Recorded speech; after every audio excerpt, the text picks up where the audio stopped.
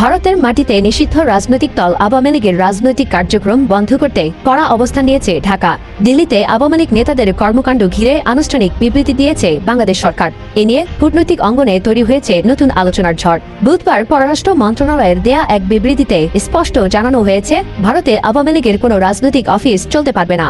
এমনকি এনজিওর ব্যানারে রাজনৈতিক কর্মকাণ্ড ও সভা সমাবেশ আয়োজনকেও ঢাকা দেখছে দুই দেশের সম্পর্কের জন্য হুমকি হিসেবে। বিবৃতিতে বলা হয়, মানবতা বিরোধী অপরাধে দণ্ডিত ও ফৌজদারি মামলায় পলাতক আওয়ামী লীগের কয়েকজন নেতা সম্প্রতি দিল্লি প্রেস ক্লাবে এক এনজিওর ব্যানারে সভা করার চেষ্টা করেছেন। সেখানে উপস্থিত সাংবাদিকদের মধ্যে প্রচারপত্র বিতরণ করা হয়, যা ভারতীয় গণমাধ্যমে প্রকাশিত হয়েছে। ঢাকার কূটনৈতিক বার্তায় বলা হয়, নিষিদ্ধ রাজনৈতিক দলের এই ধরনের কার্যকলাপ বাংলাদেশের জনগণ ও রাষ্ট্রের প্রতি স্পষ্ট অবমাননা। শুধু তাই নয়, এতে ক্ষতিগ্রস্ত হচ্ছে ঢাকা নয়াদিল্লির পারস্পরিক বিশ্বাস ও শ্রদ্ধার সম্পর্ক।